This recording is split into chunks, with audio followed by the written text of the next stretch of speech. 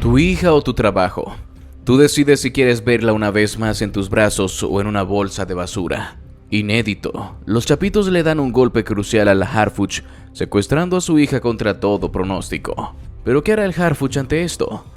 Quédate hasta el final del video y descúbrelo.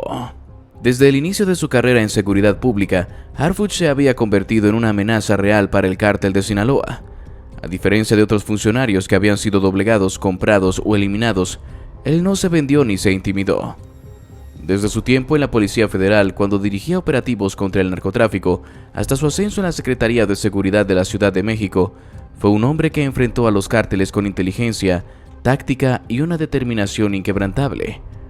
Pero el verdadero detonante de esta guerra fue su participación en la captura de Ovidio Guzmán en 2023. Para Iván Archibaldo, la detención de su hermano fue un insulto, una afrenta que no podía quedar impune. Los Chapitos habían jurado venganza, sabían que detrás de los operativos de captura estaban tanto el gobierno de México como la presión de los Estados Unidos. Pero lo que los enfurecía era la participación de Harfuch, un hombre que se había convertido en un símbolo de resistencia contra el narco. Para Iván, dejarlo con vida no era una opción. La primera gran advertencia llegó en forma de un atentado.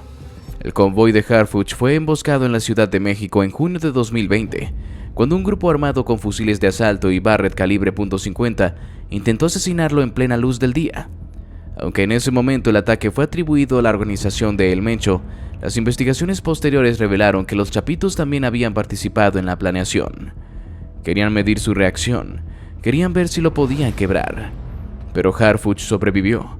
Recibió 3 disparos y vio morir a varios de sus escoltas, pero eso no lo detuvo. Al contrario, lo hizo más letal. Después de recuperarse, redobló los operativos contra los cárteles. Sabía que la guerra no se ganaba solo con capturas.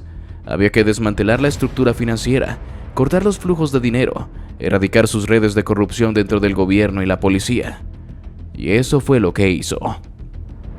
Los ataques contra los operadores financieros de los Chapitos comenzaron a aumentar. Cuentas bancarias congeladas, negocios fachada asegurados, rutas de fentanilo interceptadas.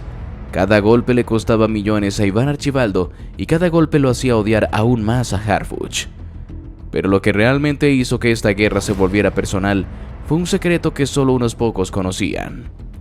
Harfuch había logrado infiltrar a uno de sus hombres en el círculo de Iván Archibaldo, un agente encubierto que durante meses proporcionó información clave sobre la ubicación de sus laboratorios y su red de distribución en Sonora y Baja California. Con esos datos, el gobierno lanzó una serie de operativos que destruyeron millones de dólares en drogas listas para ser enviadas a Estados Unidos. Fue un golpe devastador. Iván Archibaldo no solo había perdido dinero, había sido humillado. Se suponía que el cártel de Sinaloa era invencible, que nadie podía infiltrarse en su estructura, pero Harfuch lo había hecho, y eso no podía quedarse sin respuesta. Fue entonces cuando Iván decidió que si el gobierno iba a jugar a la guerra, él también lo haría.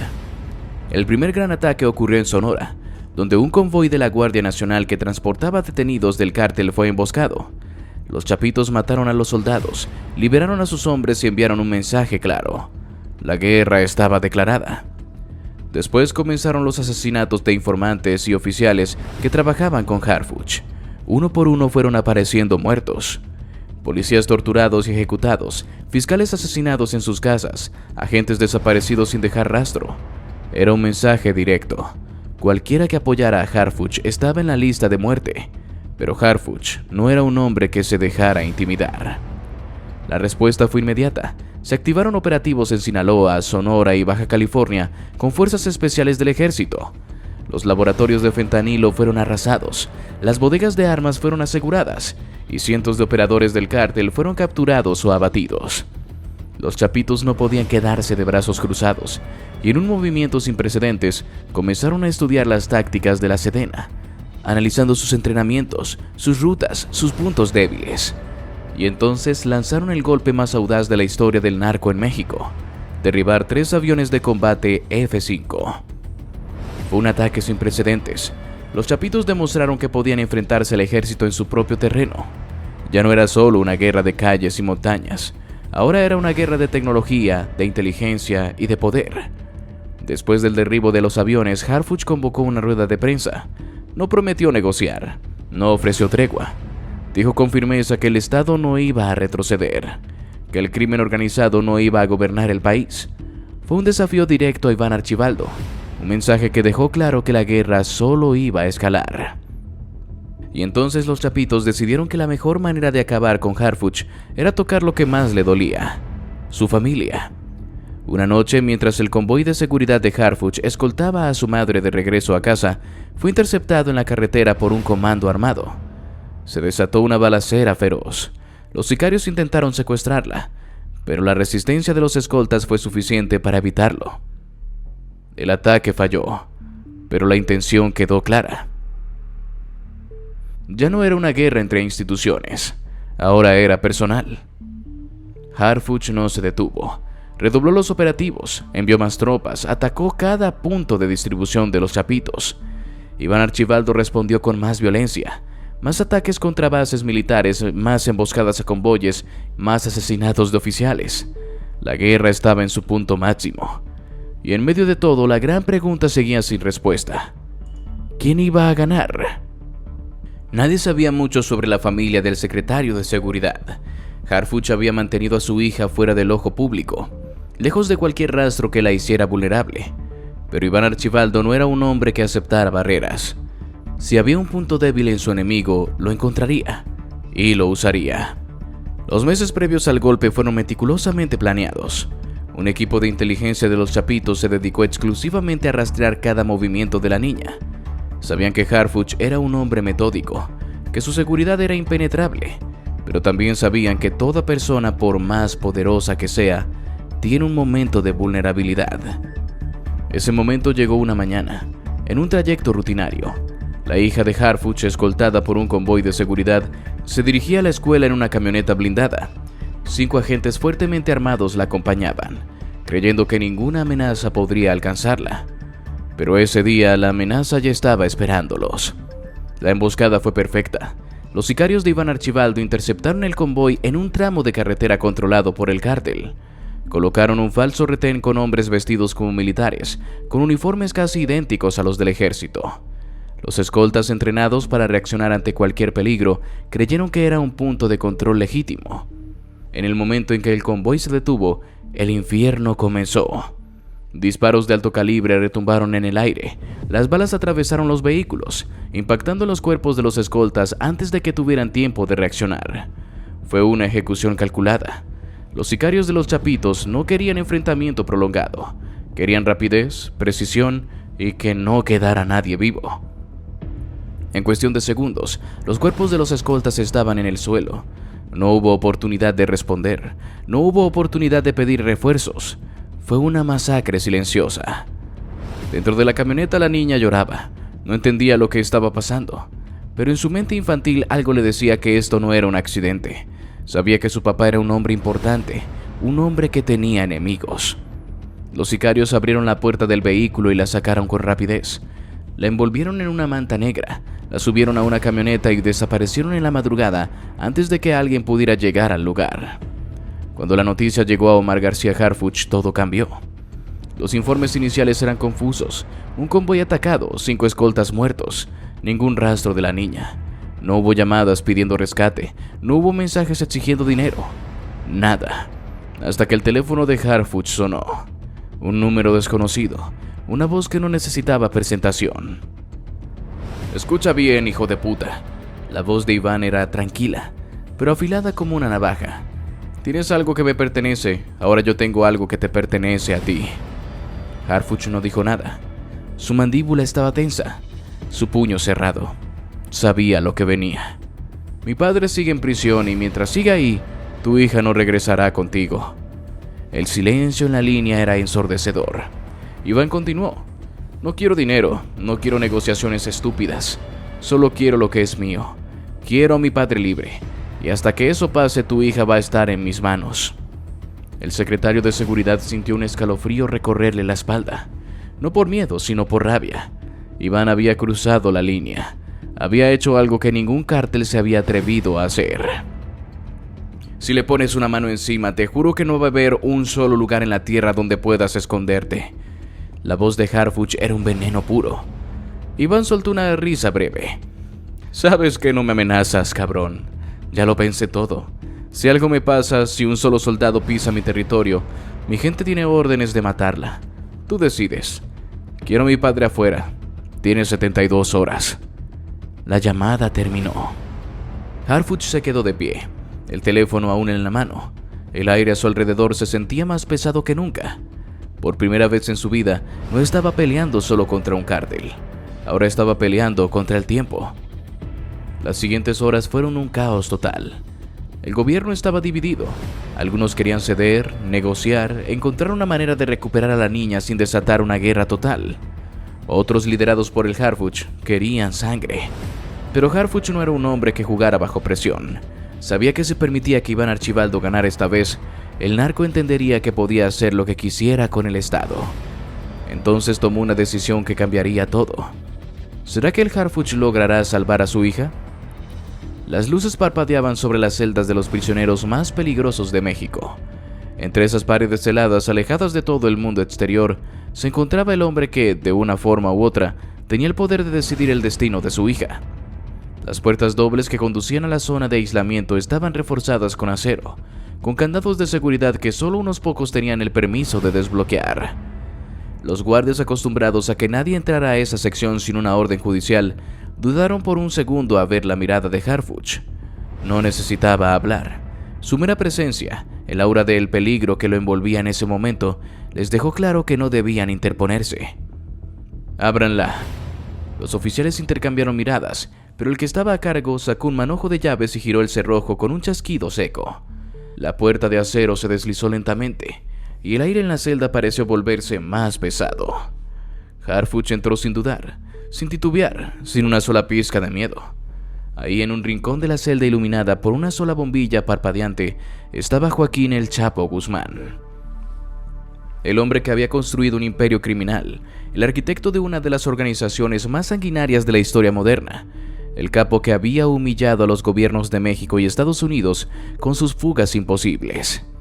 El mismo hombre que ahora, a pesar de estar en la prisión más segura del mundo, todavía tenía el poder suficiente para decidir quién vivía y quién moría. El Chapo levantó la vista y, al ver a Harfuch parado frente a él, sonrió con una calma inquietante.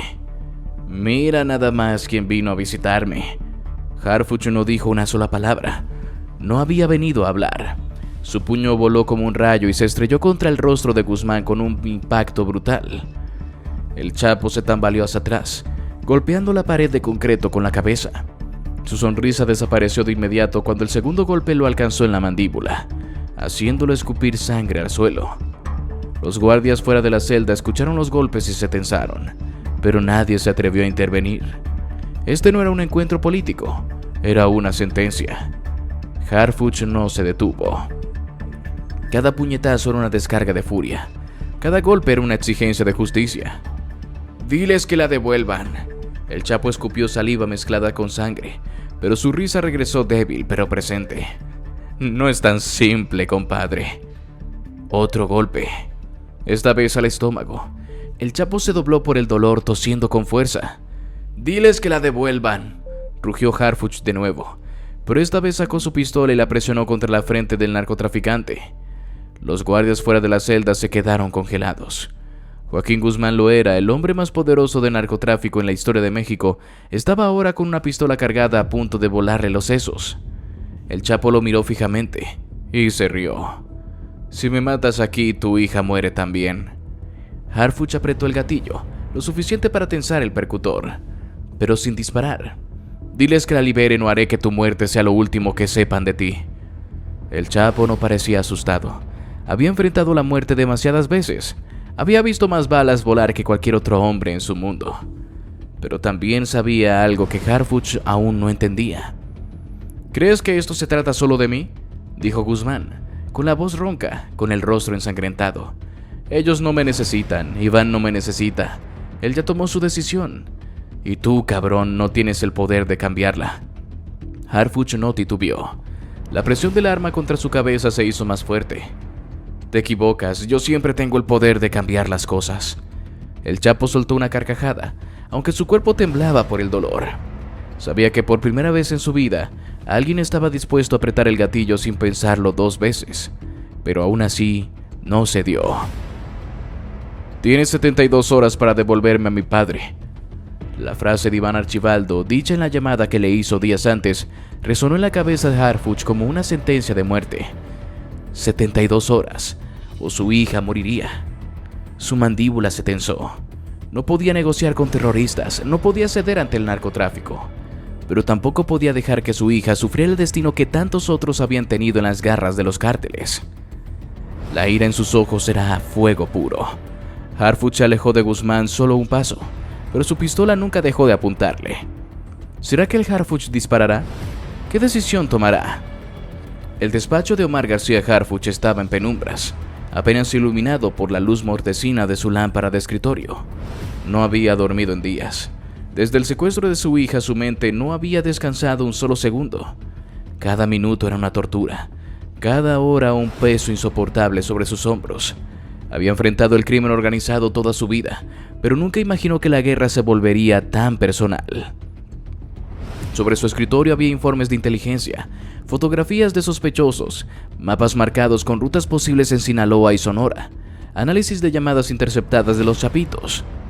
Cada documento era un intento de encontrar una pista, un indicio, un error que le permitiera dar con el paradero de su hija. Pero no había nada. Era como si la hubieran tragado las sombras. Su teléfono vibró sobre la mesa, sacándolo de su letargo. Por un segundo esperó que fuera un mensaje, una pista, una señal de que ella estaba a salvo. Pero no. Era un mensaje cifrado de uno de sus informantes en la Ciudad de México. Tienes un paquete en la entrada. De los Chapitos. El aire se volvió más denso. Harfuch sintió que la sangre le hervía en las venas. Se levantó de golpe, salió de su oficina y cruzó los pasillos de la Secretaría de Seguridad con una velocidad que hizo que sus subordinados apenas tuvieran tiempo de reaccionar. Su equipo de escolta, siempre alerta, lo siguió de inmediato. En la entrada principal, sobre la escalera de mármol, había un sobre blanco, colocado con precisión. No tenía remitente, no tenía marcas visibles, pero todos sabían quién lo había enviado. Harfuch se acercó sin vacilar. Tomó el sobre, lo pesó en su mano, sintió la textura del papel entre sus dedos. No estaba sellado. Lo abrió con calma, sin prisa, aunque por dentro una tormenta rugía dentro de su pecho. Dentro había una sola hoja de papel, escrita a mano, con una caligrafía firme, elegante, como si quien la había escrito no estuviera firmando una sentencia de muerte, sino una invitación casual. El mensaje era claro: te quedan 7 días, o devuelves a mi padre o tu hija pagará el precio. El mundo pareció detenerse. Harfuch sintió que su corazón martillaba contra su pecho. Sus ojos recorrieron cada letra, cada palabra. No había amenazas explícitas, no había insultos. Era un simple hecho. 7 días. 7 días para decidir el destino de su hija. 7 días para decidir si cedía ante el crimen organizado o si desataba una guerra sin precedentes. 7 días para decidir si entregaba al Estado a cambio de su propia sangre.